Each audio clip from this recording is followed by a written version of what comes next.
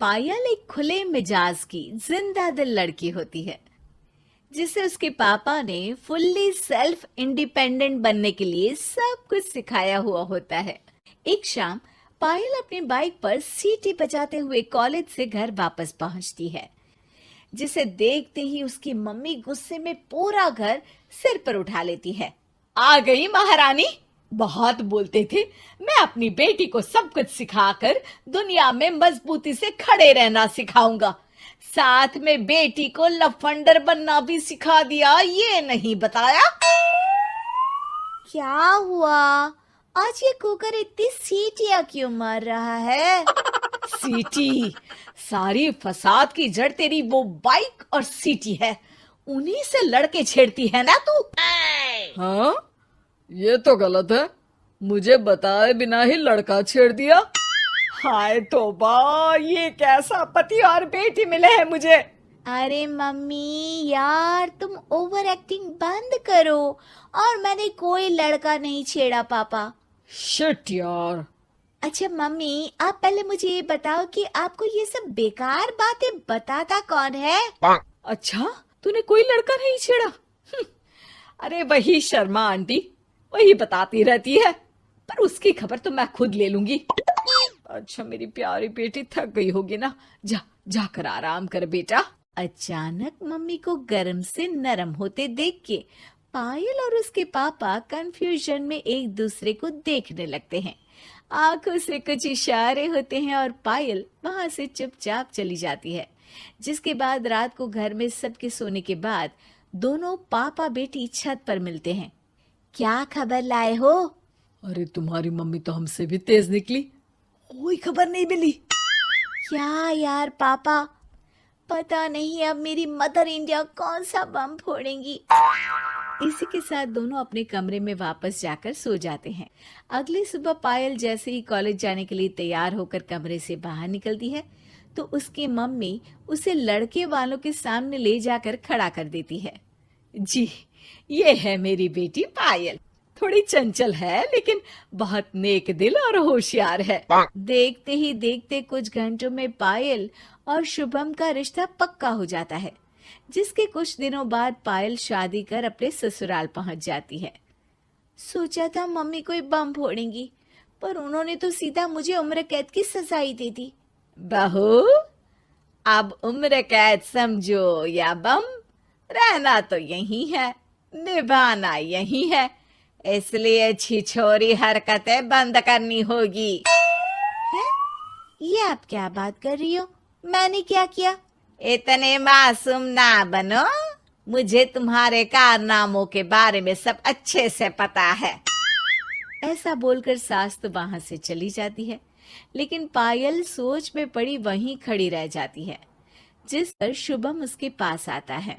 तुम मम्मी की बात का बुरा मत मानना, वो पड़ोस वाली आंटी ने उन्हें तुम्हारी बाइक चलाना, सीटियां बजाते हुए घूमना, बेधड़क सबसे बात करना वगैरह जैसी कुछ बातें बता दी है, जिसे सुनकर उन्हें गुस्सा आ गया है। पर फिक्र मत करना, धीरे धीरे साथ रहने से वो भी ठीक हो जाएंगी। Thanks for your concern, but I don't care. Payal सीधा अपने कमरे में चली जाती है।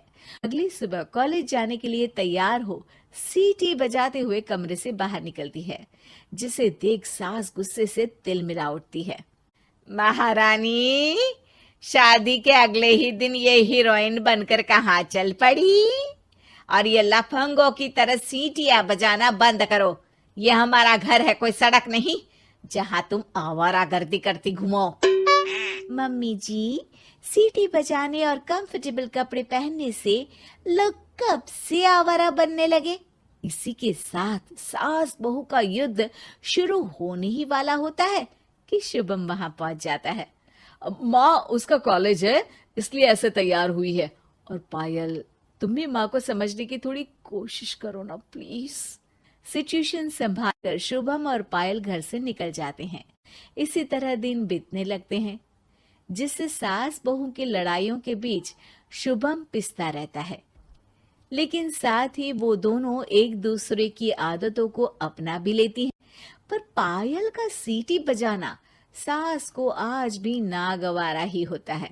आसमान गिर जाएगा, धरती फट जाएगी, पर इसकी सीटी ना जी ना, कभी बंद नहीं होगी। अरे मम्मी जी, जब आप मेरे कुछ बोले बिना सीटी से ही समझ जाती हो कि मैं क्या बोल रही हूँ, फिर इसे बदलने की क्या जरूरत?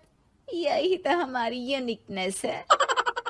पायल की बात से ज्यादा सहमत ना होते हुए भी सास हंस पड़ती है। उसी शाम पूरा परिवार घूमने जाने का प्लान बनाकर घर से निकल जाता है और उनके जाते ही घर में चोर घुस आते हैं और तभी वो सब भी दोबारा घर के अंदर आते हैं बाहर से। क्या यार पायल, एक शाम भी फोन के बिना नहीं रह सकती थी क्या? घर में ही तो फोन है, कहाँ चला जाता? अब जल्दी अंदर जाकर अपना फोन लाओ, मम्मी और मैं यही बाहर वेट करते हैं। ज्यादा बोल रहे हो, देखो अब और धीरे काम करूंगी। ऐसा बोलकर पायल घर के अंदर जाती है और बहुत देर तक बाहर निकल कर नहीं आती। अरे ये तो सच में जानबूझकर लेट करने लगी। चल कर देखते हैं ना। दोनों जैसे ही मेन डोर के नजदीक पहुंचते हैं, उन्हें पायल के सीटी बजाने की आवाज सुनाई देती है। हमें लेट करके खुद मजे से बैठी सीटियां बजा रही है। अरे गधे, ये मजा नहीं सजा है, जल्दी से पुलिस को फोन कर। माँ की बातों से कंफ्यूज्ड शुभम उसे देखता ही रहता है। सास खुद ही पुलिस को फोन कर देती है।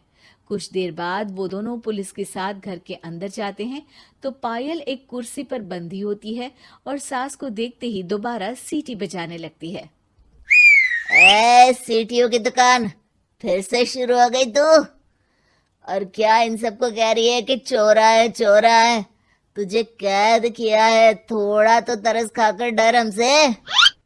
और प्यार से क्या बोल रहा है इससे?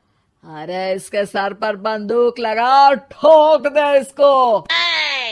अरे चल झूठे, तेरे पास तो हथियार है ही नहीं। सास की बात सुन वहां मौजूद सारे इंसान हैरान रह जाते हैं और पुलिस तुरंत उन चोरों को अरेस्ट कर लेती है। आपको कैसे पता कि इनके पास हथियार नहीं है? अरे सीटी नहीं तो बताया।